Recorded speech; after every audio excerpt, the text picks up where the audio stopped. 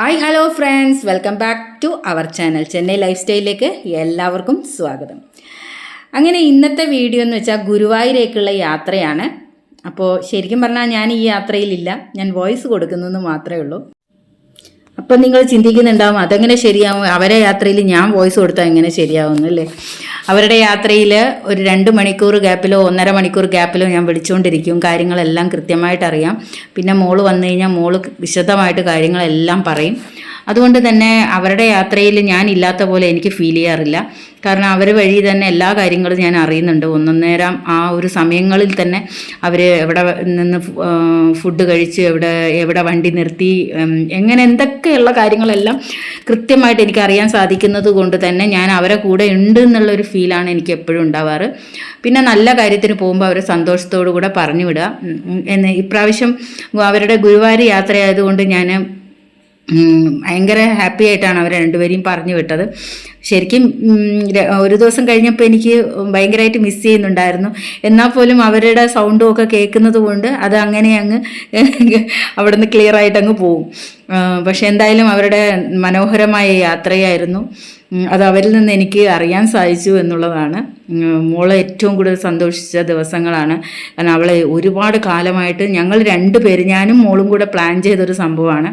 പക്ഷേ ഈ ഒരു സമയത്ത് പെട്ടെന്നുള്ളൊരു തീരുമാനം ആയതുകൊണ്ട്, ഹസ്ബൻഡിന് ലീവ് ആയതുകൊണ്ട് ശരി ഓക്കെ ഹസ്ബൻഡ് ആകുമ്പോൾ കാർ എടുത്തിട്ട് പോകാമെന്നൊരു ഇതേ ഉള്ളൂ.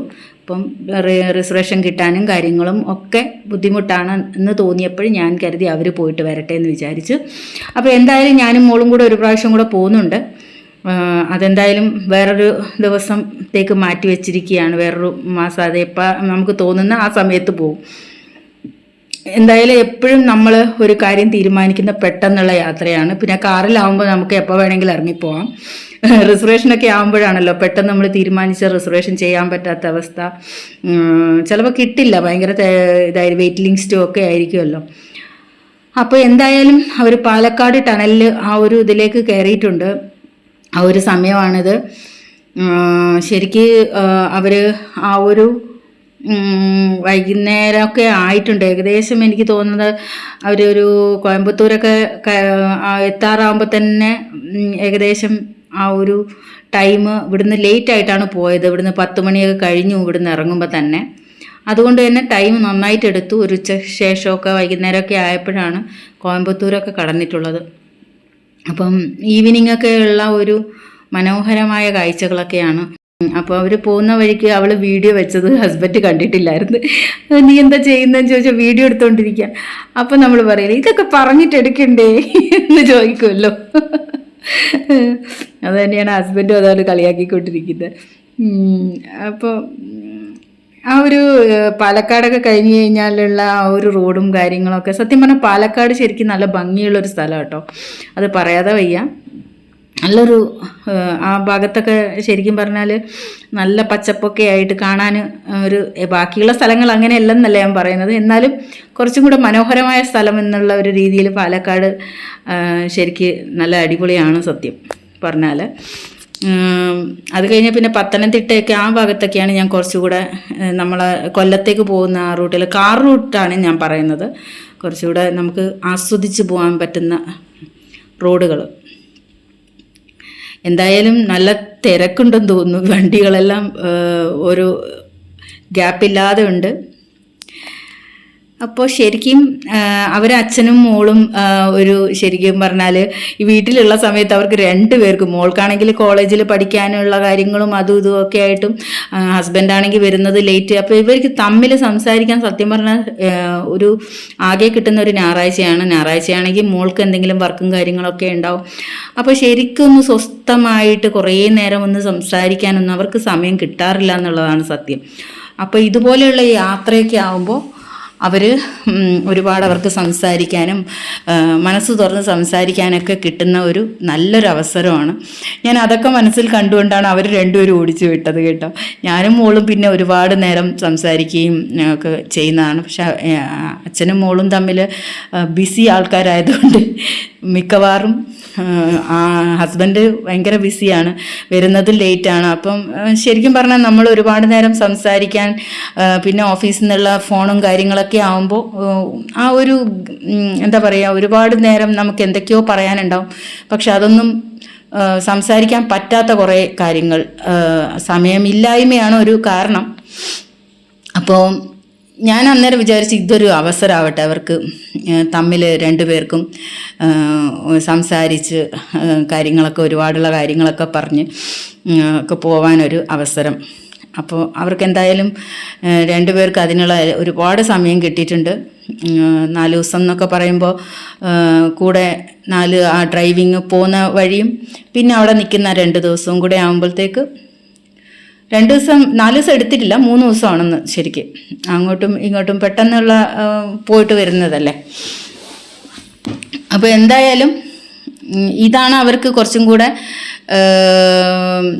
ഫ്രീ ആയിട്ട് കാര്യങ്ങൾ പറയാനും ഒക്കെ കിട്ടുന്ന ഒരു അവസരം. കാരണം നാട്ടിലൊക്കെ പോയാൽ പിന്നെ എല്ലാവരും ബാക്കിയുള്ള ആളുകളൊക്കെ ഉണ്ടാവുമ്പോൾ അവിടെ അത്രയും ഒരിത് വരത്തില്ല. പക്ഷേ ഈ ഒരു ഗുരുവായൂർ യാത്ര എന്ന് പറയുന്നത് ശരിക്കും പറഞ്ഞാൽ അവർക്ക് 2 പേർക്കും കാര്യങ്ങളെല്ലാം പറഞ്ഞ്, മോൾക്കുവാണെങ്കിൽ എന്ത് കാര്യവും പണ്ട് ചെറുപ്പം മുതൽ അവൾ എന്നേക്കാൾ കൂടുതൽ അവൾ ഹസ്ബൻഡിനോടാണ് സംസാരിച്ചത്. പിന്നീട് ഹസ്ബൻഡ് ജോലിക്കാര്യം കൊണ്ട് ബിസിയായി തുടങ്ങിയപ്പോഴാണ് പിന്നീട് മോള് എൻ്റെ അടുത്ത് കാര്യങ്ങൾ ഷെയർ ചെയ്യാൻ തുടങ്ങിയത്. പക്ഷേ ഇങ്ങനെയുള്ള സമയങ്ങളിൽ അവർ തമ്മിൽ സംസാരിക്കാൻ ഒരു വഴി നമ്മൾ ഉണ്ടാക്കി കൊടുക്കുക. ഇപ്പോൾ നല്ല മഴയായിരുന്നു. അപ്പോൾ മഴയത്ത് ശരിക്കും പറഞ്ഞാൽ ഭയങ്കര ബുദ്ധിമുട്ടാണ്.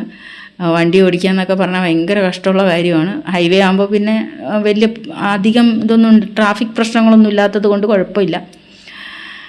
എന്തായാലും അവരിവിടുന്ന് 10 മണിക്ക് ഇറങ്ങിയിട്ട് അവർ അവിടെ എത്തുമ്പോൾ ഒരുപാട് രാത്രിയായിട്ടുണ്ടായിരുന്നു.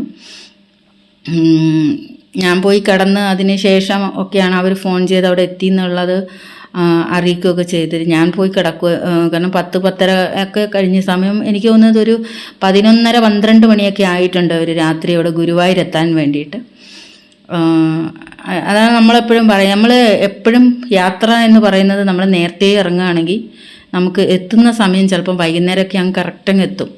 പക്ഷെ ലേറ്റായിട്ട് പോയാൽ ഇതാണ് പ്രശ്നം. രാത്രിയൊക്കെ എത്തി ഒന്ന് റെസ്റ്റ് ചെയ്യാനുള്ള ഒരുപാട് ലേറ്റായിട്ടൊക്കെ ചെല്ലുമ്പോൾ ഉറക്കം വരത്തില്ല, വേറൊരു സ്ഥലമൊക്കെയാണ്.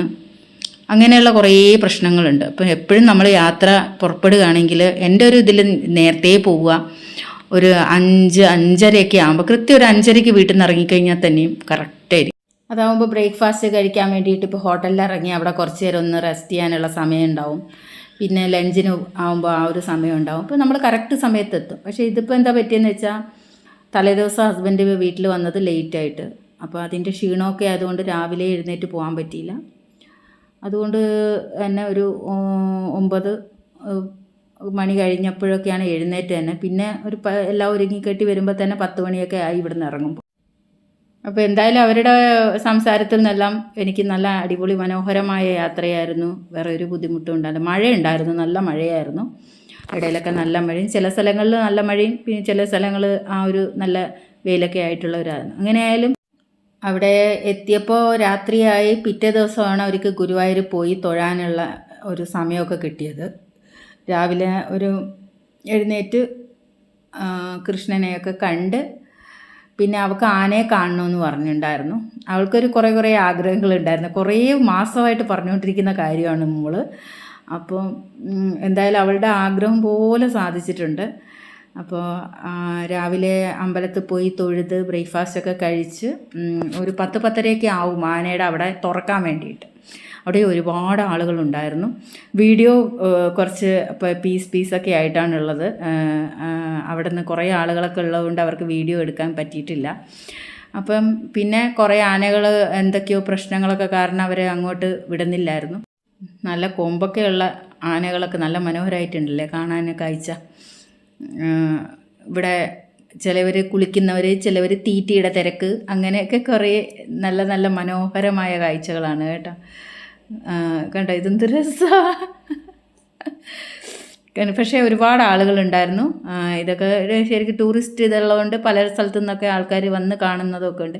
രാവിലെ കുളിച്ചുകൊണ്ടിരിക്കുകയാണ് ഒക്കെ തലയാട്ടിയിട്ടുള്ള ഒരു ഇതൊക്കെ. ഞാനൊരു സമയത്ത് പോയപ്പോൾ അവിടെ ഇങ്ങനെ തല വെച്ച് ഭയങ്കര ആട്ടുന്ന ഒരു ആനയുടെ ഞാൻ മോളോടത്ത് ഇടയ്ക്കിടയ്ക്ക് ചോദിക്കുന്നുണ്ടായിരുന്നു. അത് കഴിഞ്ഞ് അവർ ഗുരുവായൂർ വൈകുന്നേരത്തെ ആ ഒരു സമയത്ത് തൊഴാൻ കയറിയപ്പോഴുള്ള കാഴ്ചകളാണ്. സത്യം പറഞ്ഞാൽ ഏറ്റവും മനോഹരമായിട്ട് നമുക്ക് ആസ്വദിക്കാൻ പറ്റുന്നത് ഗുരുവായൂർ ഈവനിങ് സമയം, അത് ആ ഒരു 6 മണിക്ക് ശേഷം നമ്മൾ തൊഴാൻ പോയി കഴിഞ്ഞാൽ ആ ലൈറ്റിങ്ങിലുള്ള ഗുരുവായൂർ എന്ന് പറയുന്നത് ഏറ്റവും മനോഹരമായ ഒരു സമയമാണ്. എന്ത് ഭംഗിയാണെന്നറിയോ, അമ്പലം കാണാനും ആ ഒരു പരിസരം കാണാനും ഭയങ്കര ഒരു പോസിറ്റീവ് എനർജിയാണ്. എനിക്കും ഇതുവരെ സാധിച്ചിട്ടില്ല. ഞാനെല്ലാം രാവിലെ തൊഴുത് ഇങ്ങ് പോരുന്നതാണ്. ഈവനിങ് പോയിട്ട് ഇതുവരെ അങ്ങനെ പറ്റിയിട്ടില്ല. പക്ഷേ ഇനി എന്തായാലും അങ്ങനെ പോകണം എന്ന് വലിയ ആഗ്രഹമുണ്ട്. കുറേ നേരം അവിടെ ഇരിക്കണം, പ്രാർത്ഥിക്കണം എന്നൊക്കെ എനിക്ക് ആഗ്രഹമുണ്ട്. അവിടെ എല്ലാ സമയങ്ങളിലും പ്രോഗ്രാം നടന്നുകൊണ്ടിരിക്കുന്ന സമയങ്ങളാണ്. അപ്പം ആ ഒരു മേൽപ്പത്തൂർ ഓഡിറ്റോറിയം, മോള് ഡാൻസ് കളിച്ച ഓഡിറ്റോറിയമാണ്. അപ്പോൾ അവിടെ പ്രോഗ്രാം നടന്ന അതിൻ്റെ ബാക്ക്ഗ്രൗണ്ടൊക്കെ ഇപ്പം മാറ്റിയിട്ടുണ്ടെന്ന് തോന്നുന്നു. മോള് കളിക്കുമ്പോൾ അതിൽ വേറെന്തോ ഒരു ഇതായിരുന്നു. ഇപ്പം അതിൻ്റെ ബാക്ക്ഗ്രൗണ്ടുകളൊക്കെ ഇടയ്ക്കൊക്കെ അത് ഇങ്ങനെ ഡാൻസിനും പിന്നെ പ്രോഗ്രാമിനനുസരിച്ച് അവരതിൻ്റെ ബാക്ക്ഗ്രൗണ്ട് മാറ്റും തോന്നുന്നു. ഡാൻസൊക്കെ വരുമ്പോൾ ഡാൻസിൻ്റെ ഇതുമായിട്ട് ബന്ധപ്പെട്ട് അങ്ങനെയൊക്കെയാണെന്ന് തോന്നുന്നു. അവിടെ ഞാൻ പലരുടെയും ഇനി ആ പ്രോഗ്രാം ചെയ്യുന്നവർ സെറ്റ് ചെയ്യുന്നതാണോ എന്നും അറിയില്ല. പക്ഷെ എന്തായാലും മനോഹരമായ യാത്രയായിരുന്നു. നമുക്ക് അടുത്ത വീഡിയോയിലൂടെ കാണാം.